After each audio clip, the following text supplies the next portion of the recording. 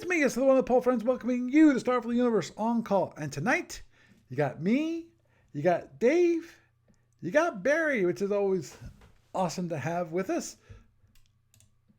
Hey Barry, how you doing? Outstanding. How are you doing? I'm doing good. I'm doing good. I was telling people at the news portion that Steve Petrick is in now. He's moved over to rehab. So, and he's supposed to be released in 3 weeks. I didn't hear that he was sick. Yeah, he had a stroke. I didn't hear that he was sick. On December 31st, he had a stroke. Oh. And he's been fighting. He's had an issue with diabetes. He has not gone to medical attention for the past year or years. Steve Cole has been poking him to go to the doctor and have this checked out and actually have to do something about it. But Mr. Petrick is just a little too stubborn for his own good. So he had a stroke on December 31st and ended up in the hospital. And right now he's in rehab, and he will be there for the next 3 weeks. And then according to Steve Cole, he should be released after 3 weeks to his house. He should be able to go home. Because actually, that's his latest post. Because originally, his earlier post today, he wasn't sure if Steve Petrick was going to be able to. He was going to have to stay at an assisted living facility, or he actually would be able to go home. Because he might actually have to have someone keep an eye on him, basically. Is he married? Nope. Never got married. Yeah. Oh boy. Right. So I'm not sure if he's ever had a long-term relationship. We never got into that discussion when we chatted in Origins. Because I spent quite a bit of time with him. When he was hanging out with the judges, I was there most of the time, and I used to also help him count the monies at the end of the night and things like that. So this was after. Right. Do you remember Joe Butler? That name rings a bell. Joe Butler actually lived in Norristown.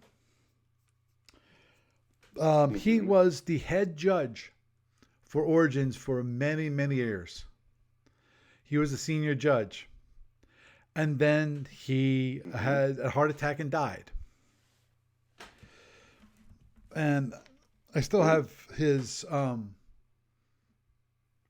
user account for SFU Online. I still have it. And as a memorial to Joe Butler. Because he was very well loved in the whole SFB community, and of course he helped out with A to B a lot. So that was a shock when that happened. And basically, just because I spent the most time in and so forth, I kind of became the de facto senior judge, though I don't think I ever was considered the senior judge. I never got that official title, and I wasn't looking for it. I never was looking for it. I just wanted to help out. And so. But of course the senior judge was Steve Petrick. So. Of course, yeah. Yeah. This was last week. Last week, Steve Cole would stop by and visit him, and was thinking about bringing some rules questions because he was still, even after the stroke, he still has memories. He was actually overall in good condition when it comes to his mind. I'm not sure about his body, but his mind was good to go. Yeah. Oh, agreed, Iggy. I'm glad he's still with us too. No. Iggy, right before, I didn't notice it before that Steve Petrick had passed. It's like, no, not yet. as I was been talking about him, obviously. But anyhow, on a brighter note, obviously I made it home. Okay. After on Sunday, that with all that snow we got like 2 weeks ago, for Gamers of Winter. Yeah. Oh, yeah. Monday was weird. So I showed up. I think festivities were supposed to start at 10. I showed up at 9:30. The door was unlocked. Right. The lights were out. Nobody was there. Right. That makes sense. And it's like, oh my God, lots of people, including me, had left games overnight. So it's like, crap, somebody could have just walked in, taken games, and walked out. Yeah. So I just turned on the lights and waited for anybody to show up. And it wasn't until like 10:30 that Erica showed up. Mm-hmm. And I'm sure she was being cautious because I know where she lives, and it's kind of hilly where she lives. Yeah. Well. Okay. Yeah. Yeah. It's like 5 minutes down the road from the firehouse. Actually, somewhere between 5 and 10. I've been there multiple times, so I've been to the apartment. But. Yeah, that doesn't surprise me because of the guy who is in charge of it. He told Doug that he'd come early and open it up for people before the time, and so people would just walk right in. It shouldn't have. I'm not sure. I don't think it was unlocked all night long. At least I hope it wasn't unlocked all night long. But my understanding was he'd come early in the morning to unlock it. So, right. Anyhow, had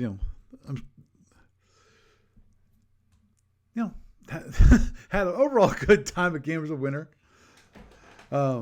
Didn't get to play as much as I wanted to, but but other responsibilities came in the way. Trying to help out Erica as much as I could possibly do.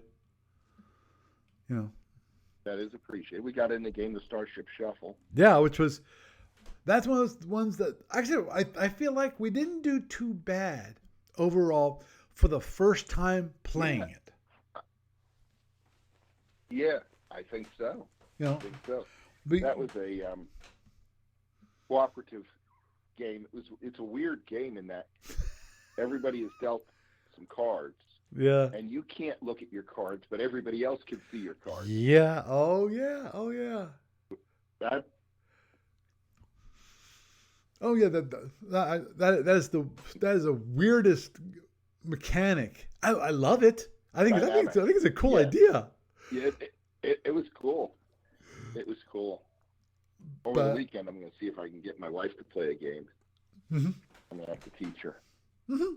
Understood. But, yeah, I'm so glad I watched the video on that. Oh yeah. To get a good idea of going through it. Now they still I think the rules need to be updated a little bit. Because like for the setup, the one thing they don't explicitly say is what the setup cards are. Meaning when it comes to the number of platforms. What platforms start? Yeah, actually, you mean the pavement areas? Yes. Yeah, well, actually, it did say that. Where does it say? It just took us a little while to figure it out. Where did it say? It said put one. It said put one. It did say that in the instructions. Yeah. Okay, then I must. It showed it in the setup. Yeah, and I think it said if you're playing one player, you get two. Oh, okay. Yeah, you just had to look for it. Yeah, Iggy. When it comes to the game we played Starship Shuffle. It's based off the basically trying to simulate SpaceX is what it is. The building of the rockets, the putting them together, the making, trying to successfully have a launch. That is what the Starship Shuffle is about. And it's definitely an interesting game. Yes.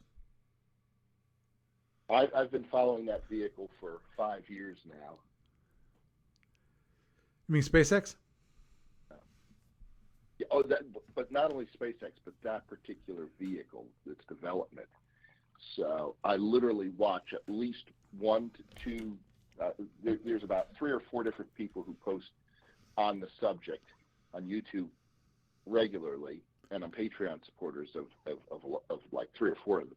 There's hundreds of people who post on it, but there's 3 or 4 of them that I actually Patreon support, and I'll watch two videos a day on that vehicle, and I've been doing that for the last 2 years, and they're expecting the first launch of it to occur hopefully March or so. Mm-hmm. And the main thing holding it, and when I say first launch, I'm talking launch to orbit. And the main thing holding them back is getting approval from the FAA. Okay. I mean, if the FAA said you're approved tomorrow, they could launch next week. Right. But the FAA has said they're going to come up with their decision on an environmental impact statement by March. Yeah, it's important. And when it comes to the United States, that's important. Well, it's part of the bureaucracy of the United States, and which is actually kind of important.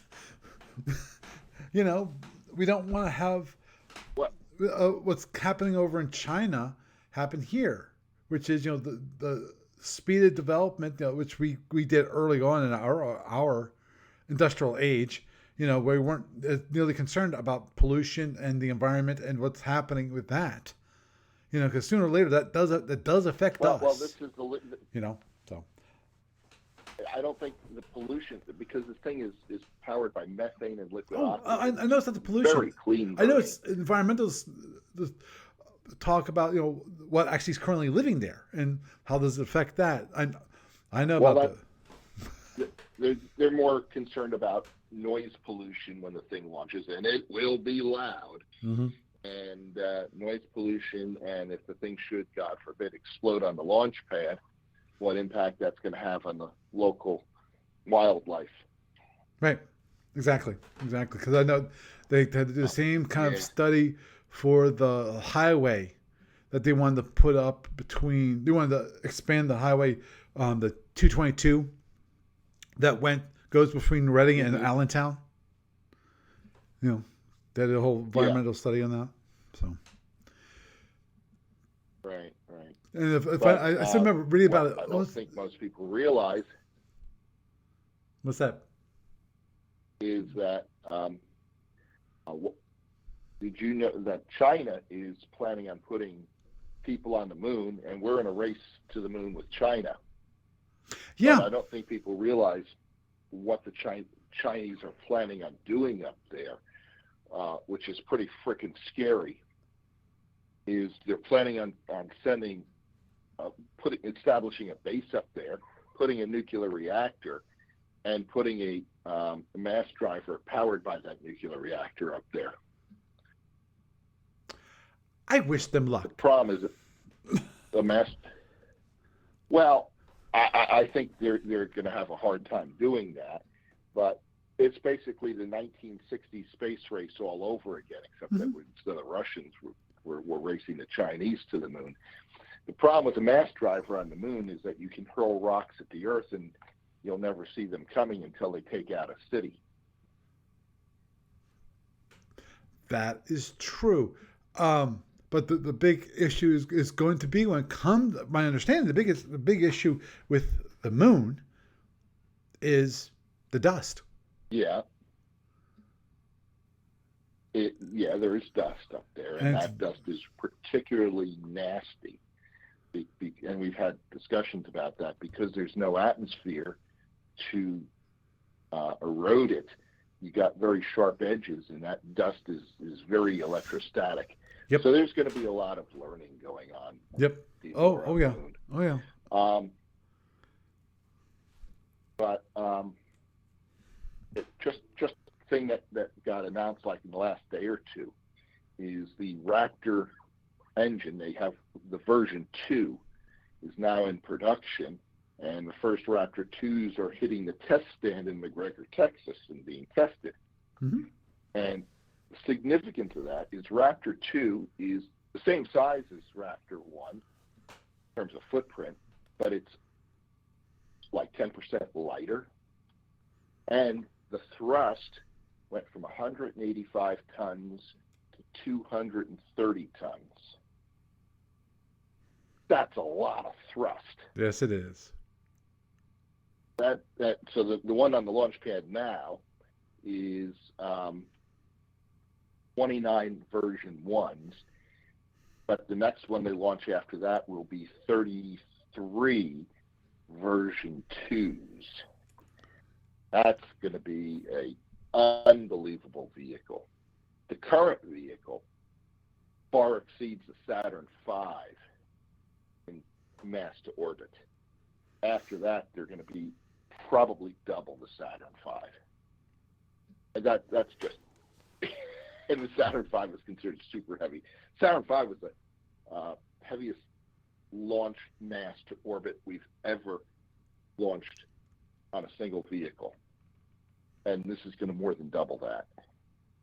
Saturn V took Skylab, which was almost the same size as the International Space Station, and launched it in one launch. Well, maybe not quite as big as the International Space Station. Yeah, I know Skylab was much smaller than the International. No, it wasn't the current that size much. of the International Space Station. It wasn't that much smaller. It was at least over 50% the size of the International Space Station. But the International Space Station took, 25, 30 shuttle launches to get all the pieces up there? Yeah. Skylab was launched in one frickin' rocket. That's huge difference. Agreed. A huge difference. So, but this thing will have over double what the Saturn V had, and it will be. I think they're talking that they can eventually get the launch price to under $2 million. That's good. Well, okay, moving on to something more SFB-ish than talking about SpaceX, because Lord knows I know you can talk about SpaceX until the cows come home. and beyond. I know, and that's why I had to cut you off now, before I actually have to physically mute you. You had to. Because there's no way I was going to stop unless you cut me off. Oh, I know. That's why I mentioned it now. I think that's a good stop right there. The actually topic for this evening, one thing I want to start doing, because of obviously one of the things is I'm running out of topics. to be totally honest about the situation, and that is something that I think will definitely be a benefit to the community at large. Maybe some people can use the podcast and so forth for some answering certain things, which is I want to go tonight. What I want to do is I just want to go over some of the rules of SFB. I'm focusing on the movement rules. Or rules for movement. There are multiple sections. Of course, there's things like high energy turns. There's erratic maneuvering. There's things like that. There's certain things actually. Tonight, I wanted to bring up certain things which people probably don't know about overall. You know? Well, erratic maneuvers, there's a lot less people. I mean, I haven't used erratic maneuvers in decades. When's the last time you played something other than a tournament game?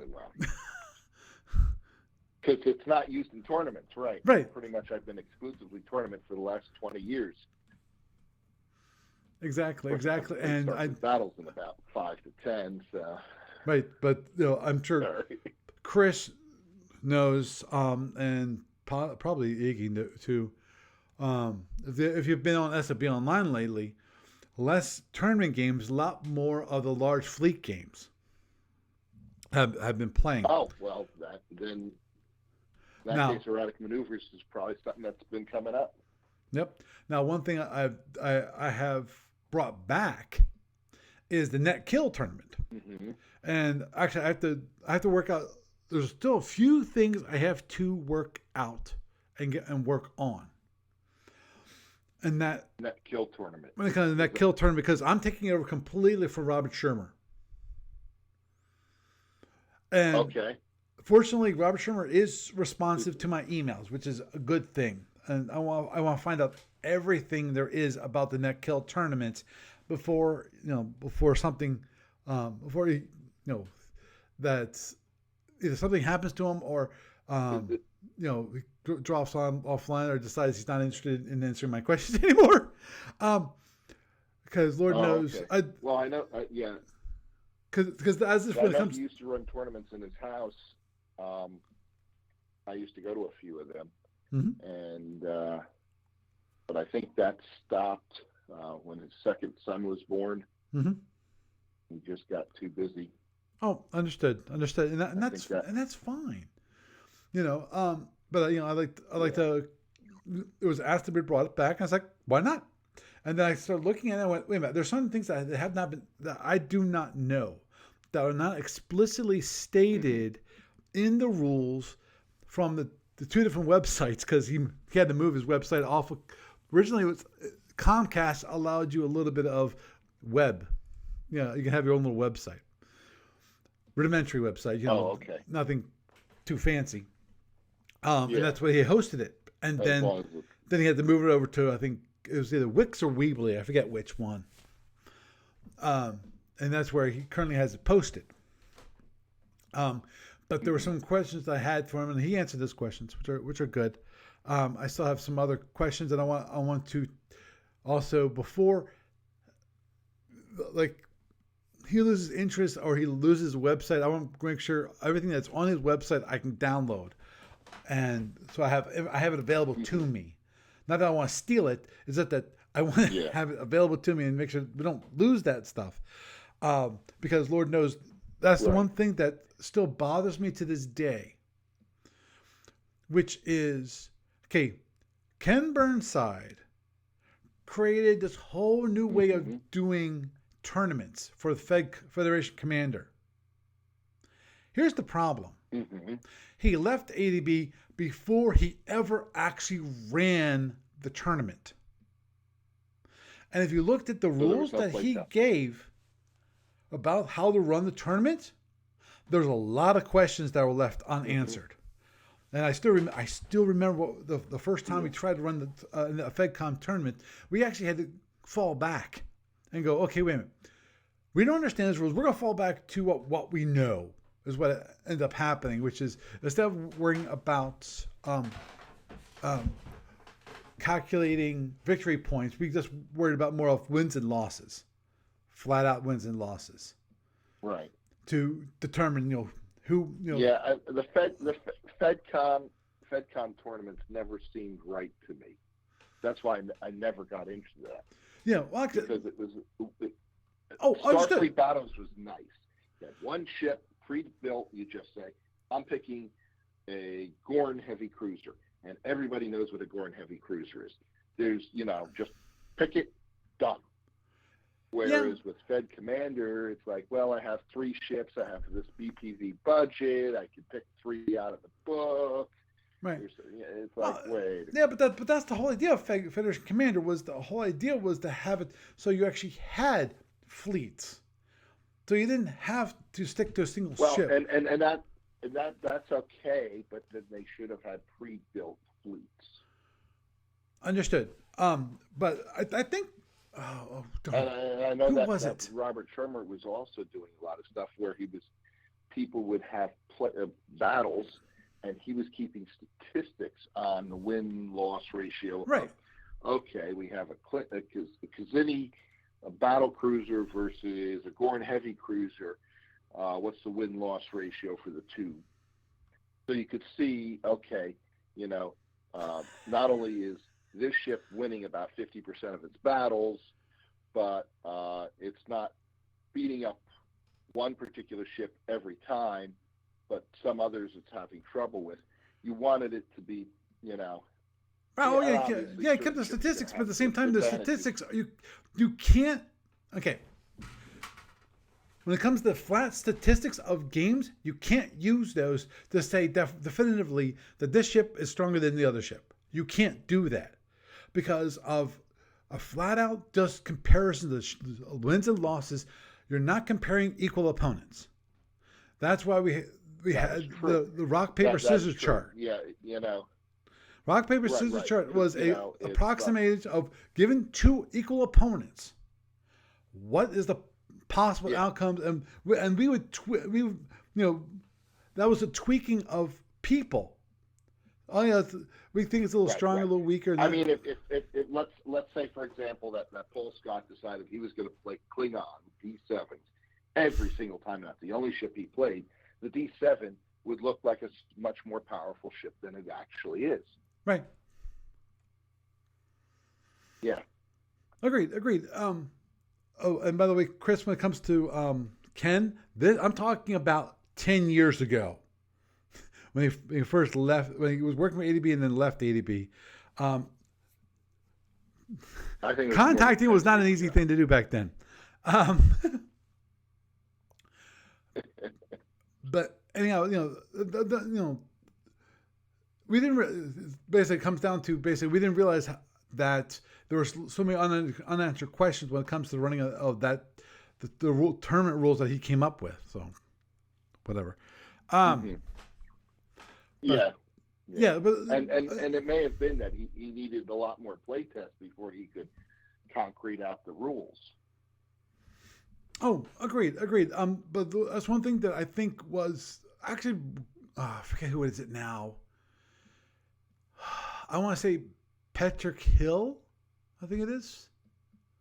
Mm-hmm. There was an online Fedcom tournament which is being run, which I liked, and I think there were a good effort to make it so it was balanced. In the way they did it was that different, because of if you're flying in the fishbowl, what would happen is that the amount of BPV available for that empire would be less or greater. We had multiple multipliers. They say, okay, we have, I forget how many points. We have so many points, but then you have a multiplier. For example, at Orion had a multiplier of 0.9. So they'd have 10% less ships, BPV wise, than everybody else. While the Gorns, I think their multiplier was 1.2. So they'd have 20% more BPV than anyone else.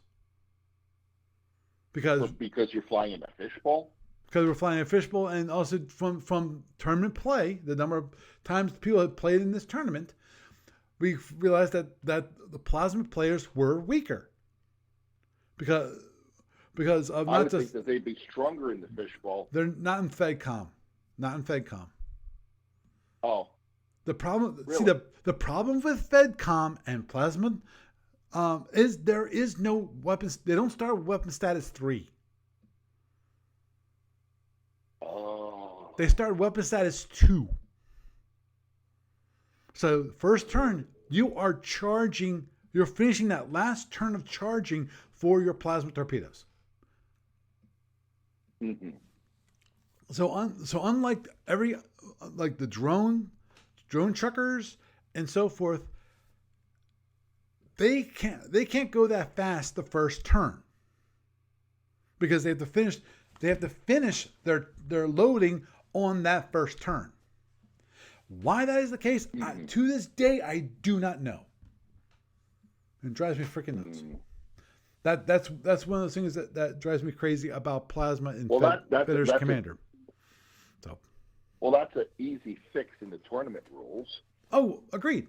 Just start them at weapon status 3. Done. Oh, agreed. But Fix that. Go on.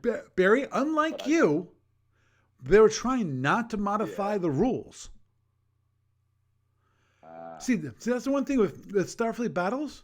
We've had a precedent of modifying the rules for tournament play. Mm-hmm. Fedcom does not have that. Mm-hmm. Fedcom never had modified rules whatsoever. Okay, so do weapon, and I'm not as familiar with what Fedcom as I am with Starfleet battles.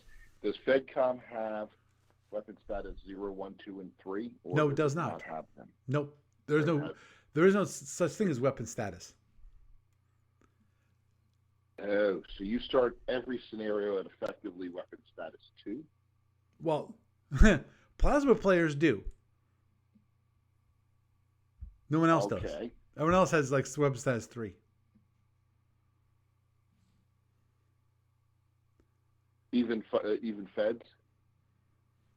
Yeah. Well, feds, if they want to, they can start, I think.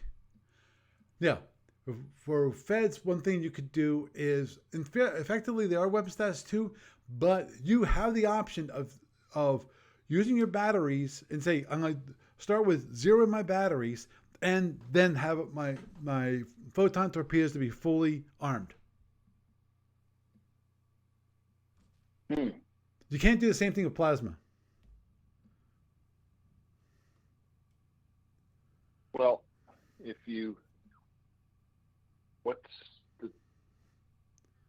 still means that you're out a lot of power on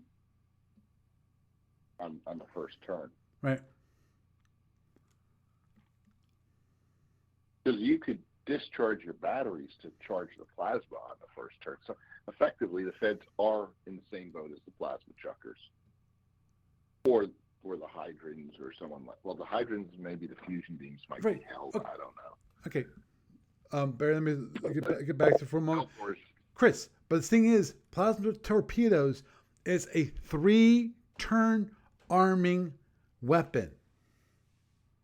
So if you use up all your batteries according to the rules that you just posted in the chat room, it says in addition, the ship has the option to have the first 2 turns of loading for G, S, and R torpedoes completed.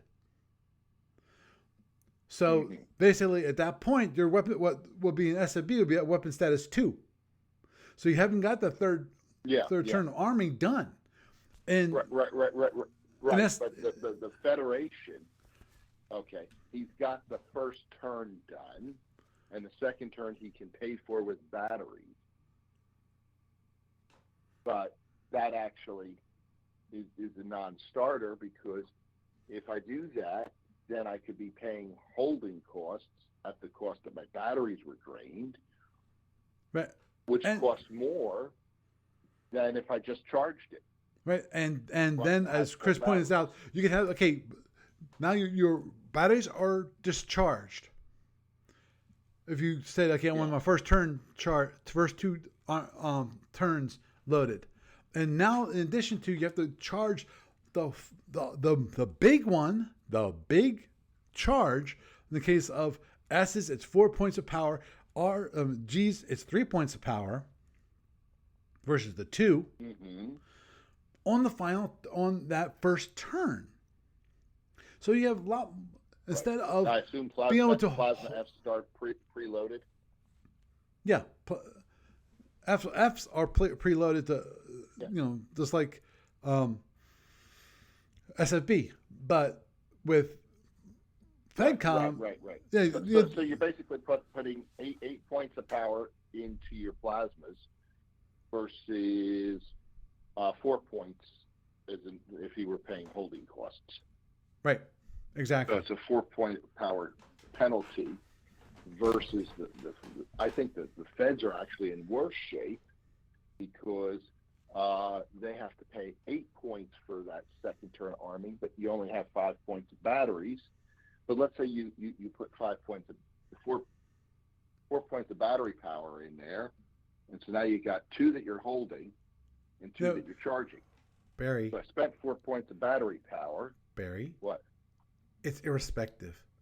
Yeah. You can have 6 plasmas and 5 batteries, and you just say, I'm going to give up my 5 batteries, and you have all 6 of those photons charged. 6 photons. 4 photons. So, well, if you have a dreadnought, it'd be 6. Oh. Well, the dreadnought would have more power and more batteries. Mm-hmm. I'm just looking at from the Fed heavy cruiser. Oh, understood. But even the Fed heavy cruiser, if you have 5 batteries, you can still have 4 photons completely armed.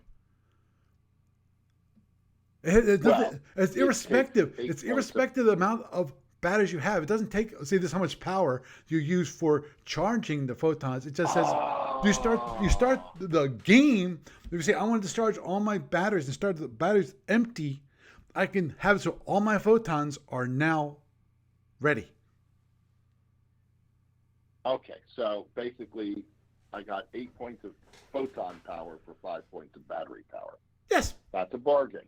Mm-hmm. Except for that. Here's the problem. Still, okay, let's say I did not have them charged. Okay, I'm doing turn 2 arming. I pay 8 points of power. Now, let's say I say, okay, use the 5 points of battery. That costs me 5 points of power. Mm-hmm. I have 4 photons armed, but each one has a point of holding cost. That's 9 points of power. So I'm actually 1 point of power behind. I'm better off not burning the batteries.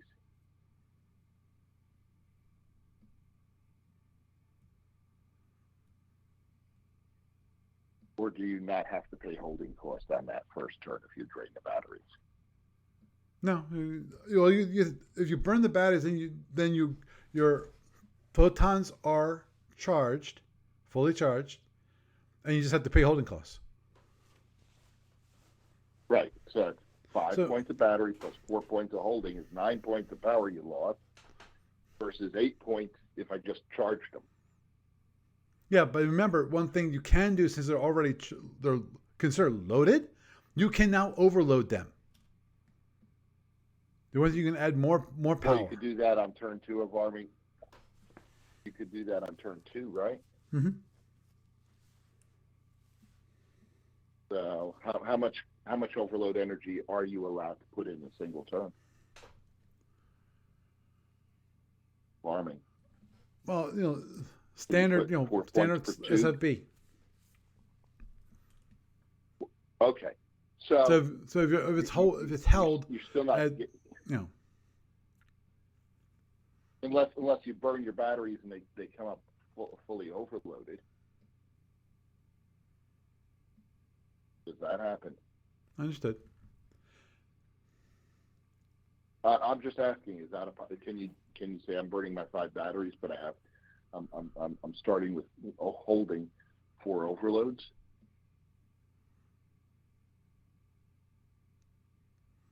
But no, I'm just asking. No. Well, or do they have to? You have to pay for the overload. Okay, so you have to pay for the overload. Right. Then using the batteries, you're behind. Right. But that's only for the CA. That's only for the CA. For destroyers, I don't know. It's cheap.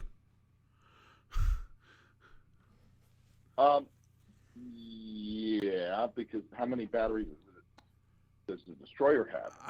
I don't know off the top of my head. I know it's not 4. I know. I would say it's either 3 or 2. Well, you mean it's not 5? Actually, 3 or 2. It's probably 3. Okay, for the destroyer then, you got 8 points of energy into the photons for 3 points, but then you burned 4 points of holding. So for the destroyer, you come out 1 point of power ahead, which for a destroyer is kind of important because they have so little power to begin with. either way, you're not moving that quick.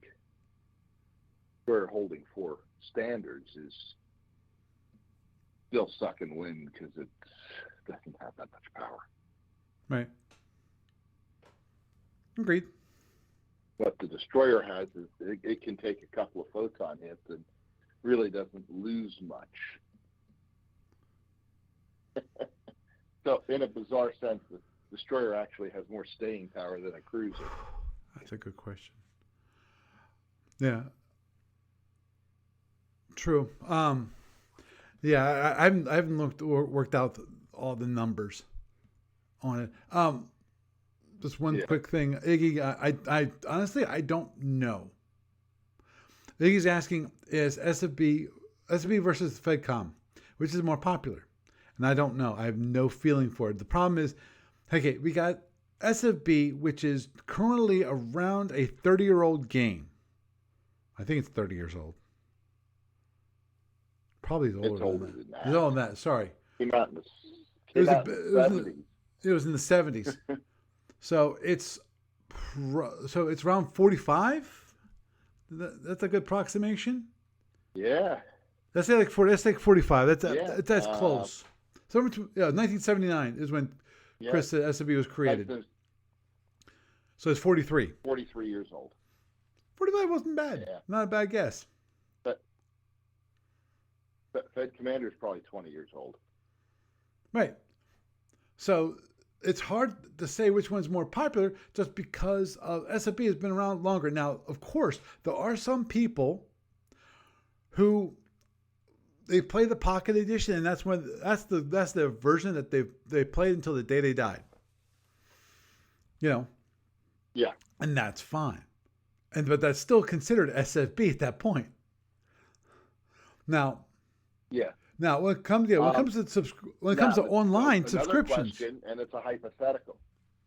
What's that? Go ahead. Okay. Well, a hypothetical would have been if you had introduced Fed Commander at the same time in 1979 as Starfleet Battles, which would have taken off.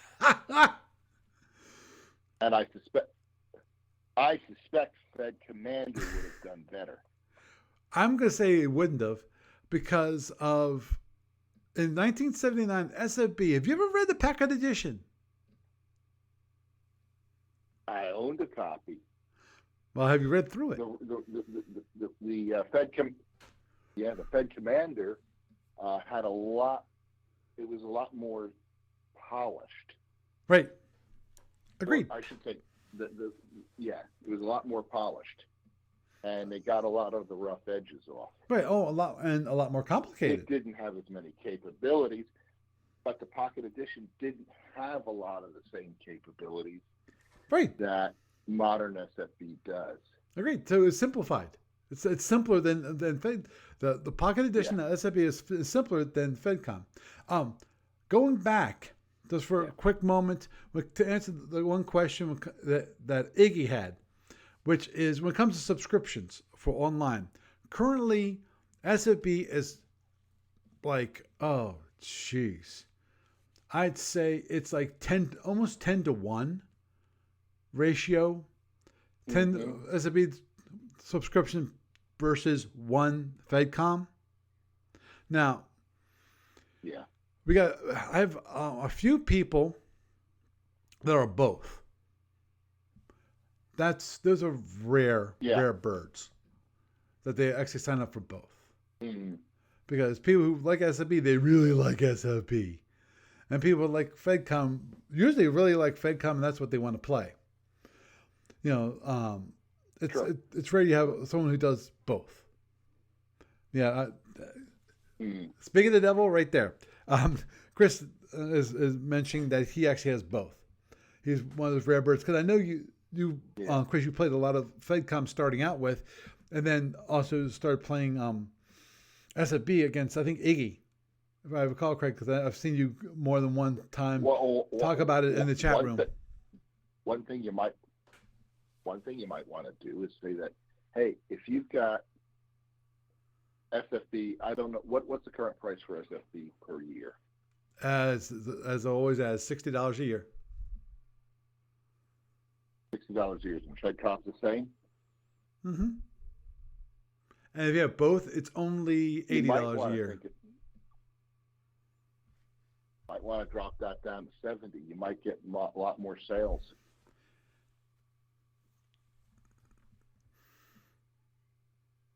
Yeah. For $20, people are like, I don't need it. But for $10, people are like, you know what? What the heck?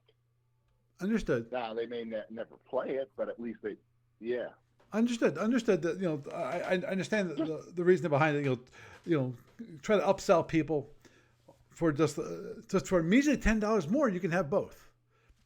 Understood. Because I do the same thing for quarterlies. That if you pay for 3 months, it's $15 for 3 months. $15 for 3 months. And Lord knows, actually, I had someone say that he wasn't going to renew because he wasn't getting as much value. He wasn't getting the $15 for 3 months for the value. And it's like, okay, I can understand that. Because he'd have a hard time finding people to play and so forth. And valid reason. Yeah. Now, the one thing that I definitely, I think I've talked about it before here, which is a crazy idea. And it's the only way I can think of it being of value to people who don't play that much. And that the whole idea of what I call, they're kind of like micropayments. And that is you play SFB or play Fedcom on for each turn that you play, it costs you blink. Some number. And what would happen is that you would have basically it would be like Starfleet Warlord. Starfleet Warlord, each turn that you play costs you either $4 or $7 per turn. That's per turn. And you get a turn every 2 weeks. So some people, for a single game, you're paying $8, possibly $8, possibly $14 a month to play Starfleet Warlord. You wonder why Starfleet Warlord pays so much more to me than SFB Online ever does. Now, because I can have it so that it was maybe $1 a turn, or maybe less, so 50 cents a turn. But the whole idea was that you'd have an account with me, and then you give me $10, and you can keep on playing until that money is used up. And after that, then you can't play anymore. Yeah, you can log in, but you're basically at that point you're a demo account.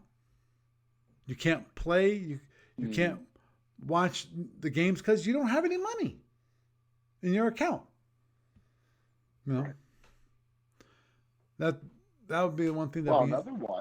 Another possibility is you could do a micropay for, hey, I want to play a game. Okay, I go online and it's like, okay, check to see if there's anybody there. Somebody showed up. I want to play a game. But I have a demo account. Okay.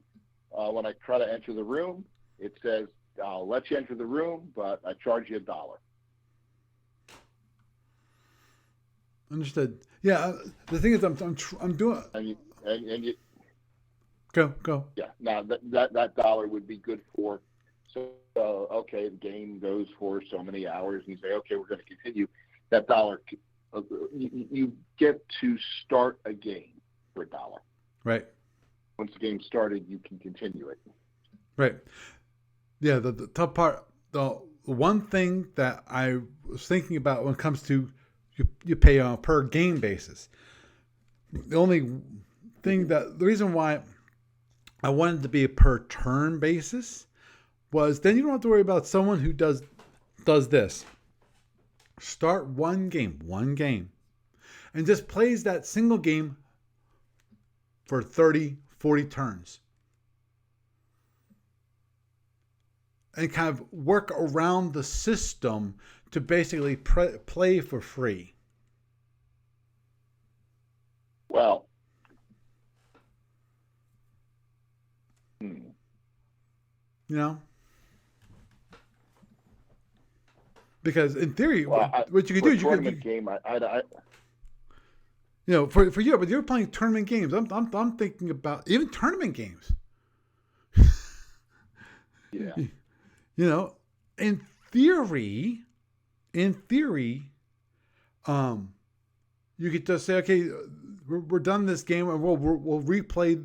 We'll replay the game again using the same ships, and we'll say, okay, well, starting just undo all the damage and. But either undo all the damage, or you can add, if I call it correctly, you actually can add another ship in tournament play. You actually can add a second ship, or third ship, or fourth ship. I don't think I'll actually limit you to adding a single ship. It adds a ship automatically for you, but in theory you can add other ships. Now, obviously, no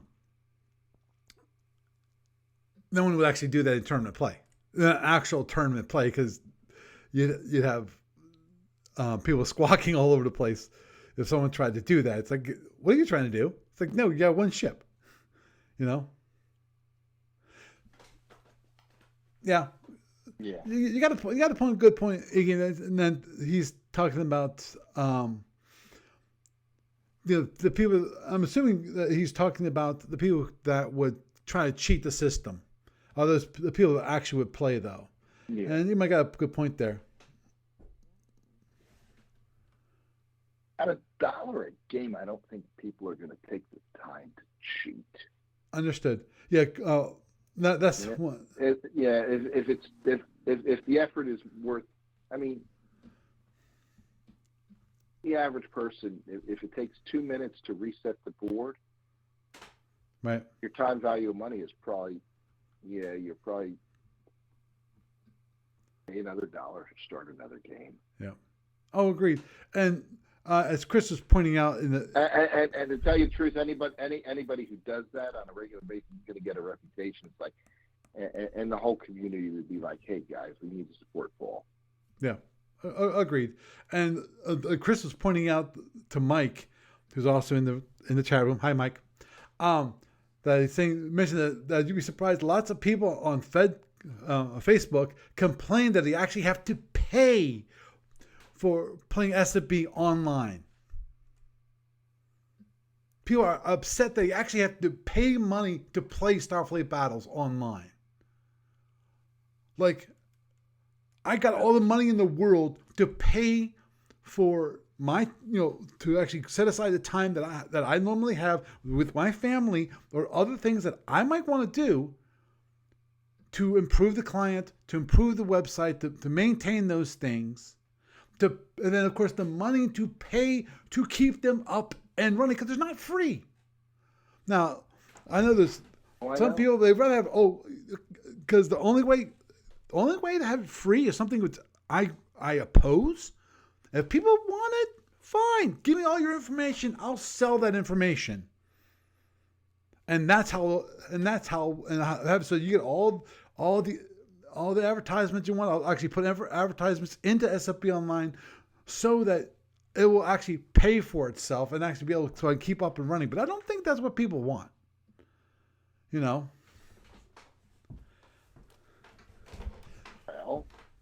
you could have a paid subscription, paid and an unpaid, and the unpaid would have ads, and if you want to get rid of the ads, you pay. Yeah, that's one thing I have to look into how to do that. That'd be interesting to do. That would be. Yeah, because the thing is, the client currently is written in Java. In theory, I can bring up HTML pages within the client. It's just that I'm not sure how many people would be willing to actually pay for advertisements within the client.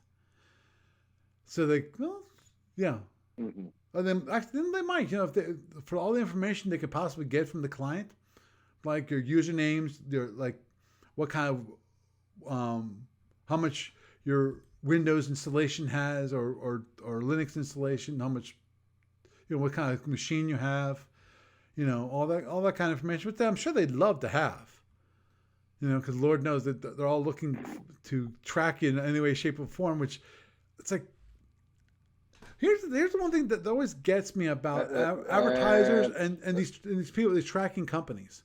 Here's the one thing that always gets me: who's paying for this? They do all this to track all the information. Who's actually paying for this information? That's my only question. That's good. I've wondered that same thing for years myself. Let me know when you find out. Yeah, because in theory, the advertisers are paying for it, but wait a minute. Who are the advertisers? Yeah, but at the same time, there's only that kind of model could only pay. Well, Apple doesn't track you when it comes to advertising and that kind of thing because they have no reason to. They're not selling ads themselves. They have no reason to do that because their money is made off of selling services, that are supported by their hardware. While Google it's a little different. Yeah. Oh, Chris, don't get me started on that paranoia. Which is what I was kind of thinking. Which is he's talking about the NSA. Governments. Oh yeah. I can easily see governments because the thing is, advertisers. There's only so much information an advertiser can actually get about you that's going to make it useful. And the thing that really I question about that is how many companies there are. Hundreds, if not thousands, of companies that are tracking you. How big of an economy is this? And we know that we know that the NSA is not tracking us because the head of the NSA, James Clapper, testified to that in front of Congress. True. But and the thing is, of course. It came out a few months later that he was lying through his teeth, but. Oh, agreed. But let's say that the thing is, what kind of economy can support these people? Because it's pretty inexpensive to put the JavaScript on the websites and and the advertisers and all that kind. That's relatively cheap to do. That's not the expensive part. The expensive part is the back end.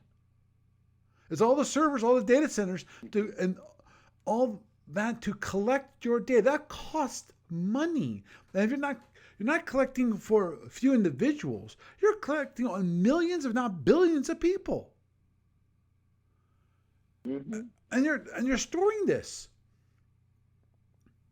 information about these people, and that's not free. It's like that's why I point out about SFU Online that people have to pay for it so it can support, so it actually can pay for the servers to keep it up and running.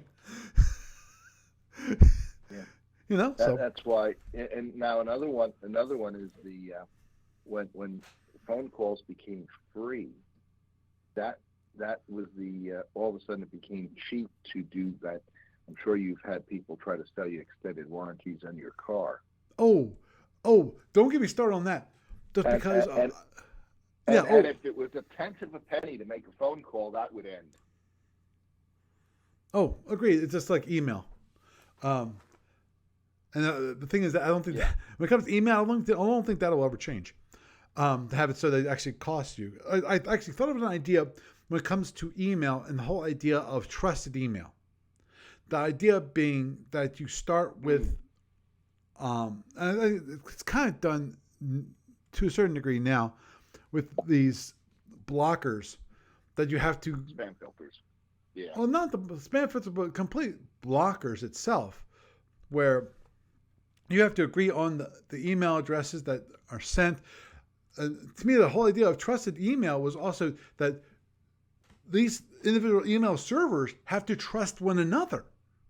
And there has to be an actual trust, fiduciary benefit to have it that they will go because they know that it's either a known company that pays for them, that's paying for the service, or a known person who's paying for email from them. And so we get this trust relationship between the companies, and therefore the email can be trusted between the individuals. That was one thing I was thinking about. Right. But one thing that happened to me today, which is the first time ever, which I'm sure you've seen this kind of spam lately, where you've seen it say, "Oh yeah, you purchased this this whatever for $800. Thank you. We will send you to you immediately." And the idea of you freak out, you contact them, and then you give them your credit card number and that kind of thing, which I think your wife ran into. Which is, that happened to me today. Yeah, Someone called me with the same spam. They were saying, "Oh, thank you for buying a new iPhone 11," and so far it's like, wait, whoa. I didn't buy an iPhone 11, and that's one thing. I didn't buy it. Two, this looks exactly like a phone call version of that spam. That's number two. And number three, I noticed that the first 6 numbers of that phone number was the first 6 numbers of my phone, which tells me it's spam. Because no one that I know, that's one thing I've never, ever run into, which is anybody in all the time I've had my cell phone that has the first 6 numbers of my cell phone. Not a single one. Because there's only 1,000 of those people around. I'm one of the thousands. So 10,000. Yeah, 10,000. You're right. You're right. 1 in 10,000. Because it's 4 digits. Yeah. So, and I haven't run into a single person at one of those 10,000s. Of course, some my wife bought me a coffee mug.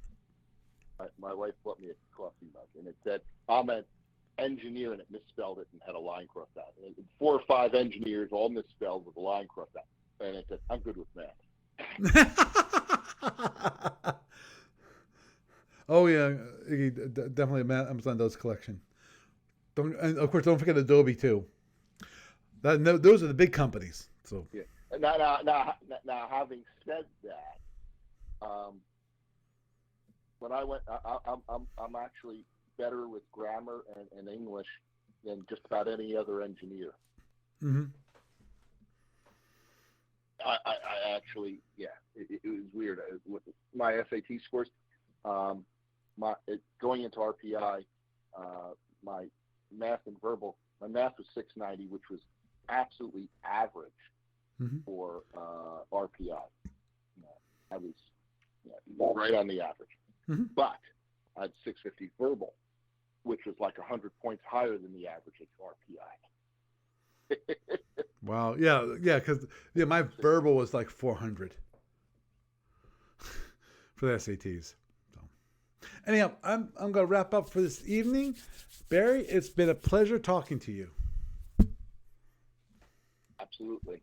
Okay. You have a good night. Hopefully, I'll be here next week. Don't know.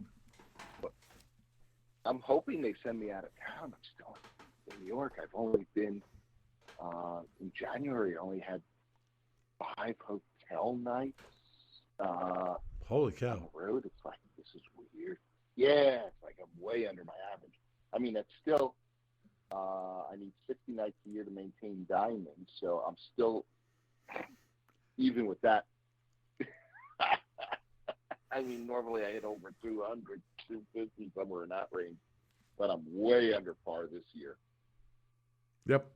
Well, it's the start of the year, I'm sure you'll ramp up soon enough. Oh yeah, yeah. All I have to do is maintain diamonds for 4 more years in them, because it needs 1,000 nights lifetime total plus 10 years in diamond to make life diamond for life. And I've hit the 1,000 points, Wow. but I need like 4 or 5 more years of diamond. And I'm sure I can see you easily doing that too. Well, I've already hit the 1,000 nights, so all I have to do is stay diamond 60 nights a year for the next 4 years. Diamond, Right. Oh, as I said, diamond for life. and I can see you easily doing that too. Yeah, for the next yeah. 4 years. Oh, that should be pretty easy to do. Okay. Well, you have a good night, and hopefully I'll see you next week. Yeah. Okay. Bye. Bye. Well, didn't get to the topic I wanted to discuss, but we did get into SFB and the Fedcom and all that, and had a nice little discussion about that.